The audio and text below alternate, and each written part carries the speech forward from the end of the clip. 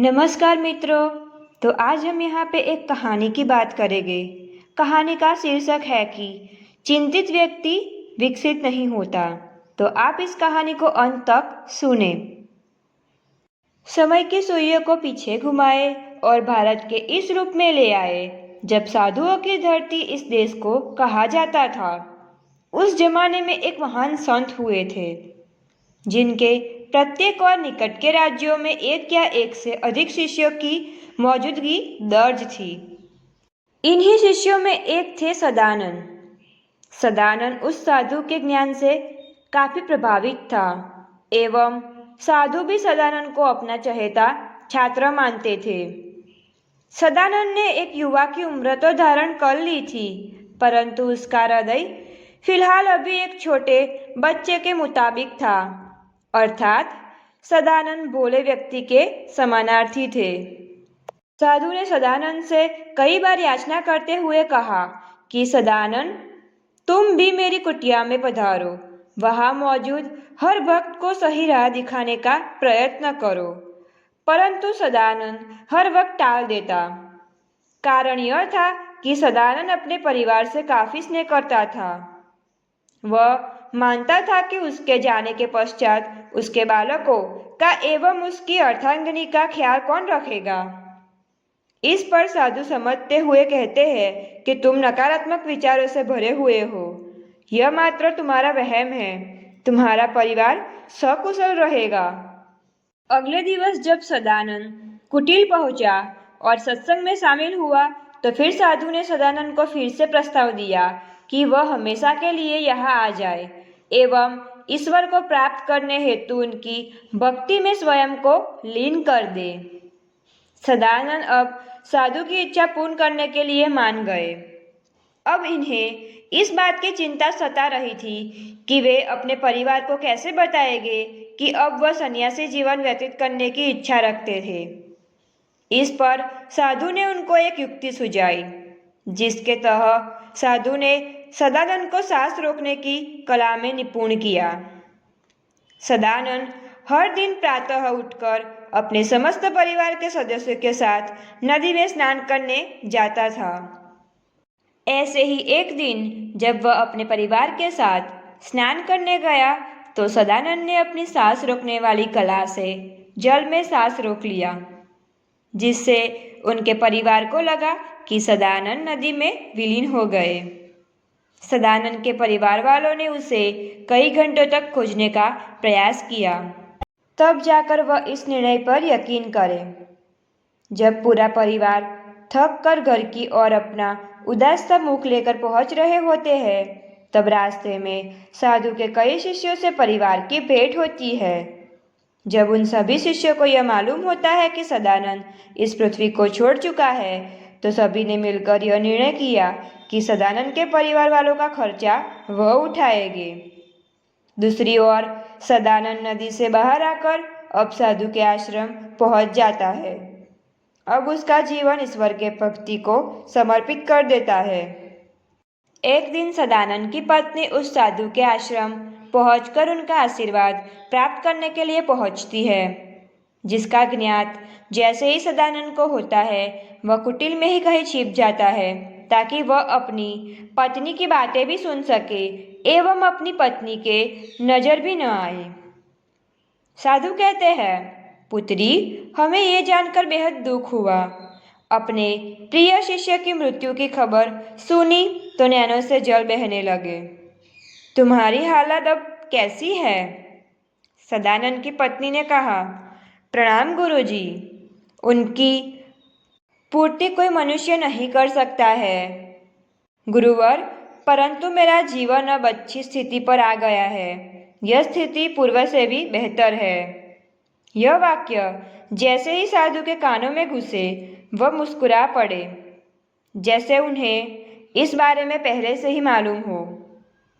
सदानंद की पत्नी अब साधु के आगे अपने शीश झुकाते हुए आशीर्वाद प्राप्त करती है और वहां से प्रस्थान करती है। अपने पत्नी को जाते देखने के बाद सदानंद खुद को साधु के सामने लाता है। साधु ने कहा, अब तो तुम्हें यकीन हो गया न कि वह तुम्हारे बिना खुश है। सदानंद ने कहा, नहीं, मुझे अभी भी यकीन नहीं। उन्हें मेरी ज़रूरत अभी भी है। साधु ने कहा, अगर तुम्हें उनकी खुशी का सबूत चाहिए तो तुम स्वयं जाकर पड़ताल कर लो, ताकि तुम्हें शांति मिले। साधु से आज्ञा लेकर सदानंद अपने घर, अपने बच्चों एवं अपनी पत्नी पे नज़र रखने लगा। सदानंद हर दिन उन पर नज़र रखने लगा। उसने देखा कि उसका परिवार हर दिन की तरह सुबह जल्दी उठकर नहाने नदी पहुंच जाता है। खुशी खुशी नहाकर नदी से वापस आ जाते। बच्चे गुरुकुल में शिक्षा ग्रहण करने जाते। पत्नी भी अब आत्मनिर्भर हो चुकी थी। वह अपने घर में से कुछ पैसों से कभी फल तो कभी सब्जियां खरीदती थी और उसे अपने बाजार में बेच आती। सदानंद की औरत अब बाजार में एक उच्चतर व्यापारी महिला के रूप में खुद को साबित कर रही थी। वह बेहद खुश थी। सदानंद यह दृश्य देखकर बेहद क्रोधित हुआ। उसे यह मानने में हिचक हो रही थी कि एक महिला अपने बुद्धि से घर चला सकती है। सदानंद को अपनी बीवी की खुशी हजम नहीं हो रही थी। सदानंद उसी क्षण अपने गुरु के पास गया और उससे अपनी मुश्किलों का हल निकालने के लिए कहा। साधु ने सदानंद के विचारों का विरोध किया। सहजता से साधु ने सदानंद को स्वयं फैसला लेने को कहा। सदानंद ने पूरे बाजार में यह अफवाह फैला दी कि जो सदानंद की बीवी के हाथ से फल या सब्जी लेगा उसकी मृत्यु हो जाएगी। यह ऐलान होते ही उसकी इच्छा पूर्ण हो गई। सभी बाजारवासियों ने उससे फल सब्जी लेना बंद कर दिया। 2-3 दिन किसी शख्स ने भी उससे फल सब्जी नहीं ली। सदानंद फिर से नजर रखने के लिए अपने घर पहुंचता तो हैरान था। वहाँ अभी भी सब प्रसन्न थे। बच्चे खेलने कूदने में व्यस्त रहते थे और बीवी भी कुछ न बिकने के बावजूद भी वह खुश थी। सदानंद ने फैसला किया कि अब वह घर लौट जाएगा। उसने अपने बच्चों के देर रात सोने का इंतजार किया। जैसे ही वह सोते हैं, सदानंद घर के दरवाजे को खटखटाता है। सदानंद की बीवी यह ध्वनि सुनकर घबरा जाती है। वह धीमी आवाज में पूछती है, कौन है?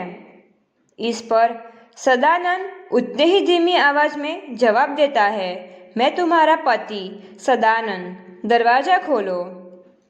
पत्नी ने कहा, यह समय मजाक का नहीं है। मेरे पति को मरे हुए 2 महीने से ऊपर हो गए हैं। सदानंद ने कहा, मैं मरा नहीं था। पत्नी ने कहा, नहीं, मैं नहीं मानती तुम्हारी बात को। चले जाओ यहाँ से, अन्यथा मेरे बच्चे तुमसे डर जाएंगे। सदानंद ने कहा, लेकिन मैं भूत नहीं हूँ, तो मेरे से क्यों डरेगे? पत्नी ने कहा, मेरे पति को मरे हुए 2 महीने हो चुके हैं। 2 महीने से वह घर की ओर मुड़ा ही नहीं, लेकिन अब आकर कोई कहे कि वह मेरे पति है तो वे मात्र उनकी आत्मा ही कह सकती है। सदानंद ने कहा, अरे भाग्यवान, तुम दरवाजा खोलो, मैं ही हूँ। मैं तुम्हें फिर से खुश करने आया हूँ। अपने बच्चों के जीवन में फिर खुशियों के रंग भरने आया हूँ। पत्नी ने कहा, नहीं, मैं स्वयं बेहद अपने बच्चों एवं खुद को प्रसन्न करने में सक्षम हूँ और अब तक कर भी रही हूँ। कृपया तुम जो भी हो यहाँ से चले जाओ। सदानंद यह सुनकर वहाँ से दुखी होकर वहाँ से चले जाते हैं। इस कहानी से हमें यह सीख मिलती है कि जीवन किसी के होने या न होने से निर्धारित नहीं होता। हो सकता है वह आपके जीवन में बेहद महत्व रखता हो, परंतु महत्व और जरूरी होने में बेहद फर्क है। इस कहानी में सदानंद को लगता था कि उसके बिना उसका परिवार खुश नहीं रह पाएगा, परंतु हुआ उसके विपरीत। सदानंद की पत्नी ने अपने हाथ में जिम्मा ले लिया एवं अपने बच्चों को भी खुशियाँ प्रदान की। और ऐसे ही वीडियो देखने के लिए हमारे चैनल को लाइक, शेयर और सब्सक्राइब कीजिए।